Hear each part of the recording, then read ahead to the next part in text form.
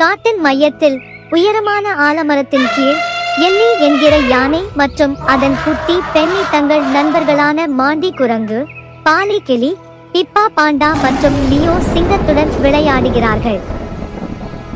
எல்லி, Penney, இன்று மிகப்பெரிய மாம்பழத்தை கண்டேன். பென்னி, வாவ் மம்மி, ரொம்ப பெருசா இருக்கு மம்மி. மொண்டி, ஏய் எல்லி, நான் உங்களில் அன்பு கூர்ந்தது போல நீங்களும் ஒருவரிலொருவர் அன்பு கூறுங்கள் என்பது உங்களுக்கு தெரியுமா? ஜோ, பாலி, அதன் அர்த்தம் என்ன? மாண்டி, மொண்டி, இதன் பொருள் என்னவென்றால் எல்லி தனது மாம்பழத்தை பகிர்ந்து கொள்வதைப் போலவே நாமும் அன்புடனும் உதவியாகவும் இருக்க வேண்டும். பிப்பா, எனக்கு மாம்பழங்கள் பிடிக்கும். அவர்கள் அனைவரும் ஒன்றாக சிரிக்கிறார்கள். பின்னர் சூரியன் அஸ்தமிக்க தொடங்கும் போது அவர்கள் கம்பீரமாக அமர்ந்திருக்கும் லியோவை சுற்றி கூடுகிறார்கள்.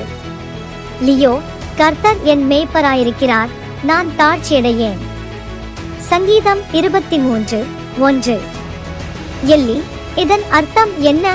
லியோ, லியோ, நான் உங்களை கவனித்துக் கொள்வதைப் போலவே கடவுள் நம்மையும் கவனித்துக் கொள்கிறார் என்று அர்த்தம். நமக்கு தேவையான அனைத்தையும் தருகிறார். பென்னி, நீங்கள் எங்களை எப்படி பாதுகாக்கிறீர்கள்?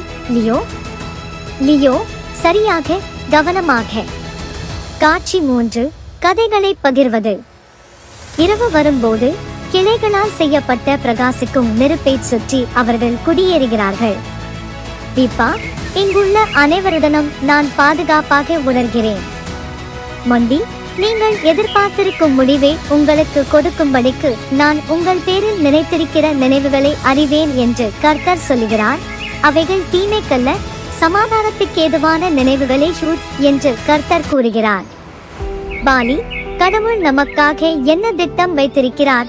மாண்டி, சரி, எங்களிடம் நிறைய வாழைப்பழங்கள் இருக்க வேண்டும் என்று அவர் திட்டமிட்டுள்ளார் என்று நினைக்கிறேன். அவர்கள் அனைவரும் சிரிக்கிறார்கள். எல்லி, கடவுளின் திட்டங்கள் உண்மையில் பெரியதாக இருக்க வேண்டும். லியோ, ஆம் எல்லி, எங்கள் காட்டை போலவே அவரது திட்டங்களும் பரந்தவை மற்றும் ஆச்சரியங்கள் நிறைந்தவை. அவர்கள் அனைவரும் மின்னும் நட்சத்திரங்களின் கீழ் படுத்துக் கொள்கிறார்கள். பென்னி, நாம் நண்பர்கள் என்பதில் நான் மகிழ்ச்சி அடைகிறேன். பிப்பாஃப், நானும். பென்னி, எல்லிஸ் எங்களை ஒன்றாக இணைத்ததற்காக கடவுளுக்கு நன்றி சொல்ல வேண்டும். மொண்டிஃப், அனைவருக்கும் குட் நைட். அவர்கள் கண்களை மூடிக்கொண்டு நட்பின் அரவணைப்பையும் தங்களை சுற்றியுள்ள கடவுளின் அன்பையும் உணர்கிறார்கள்.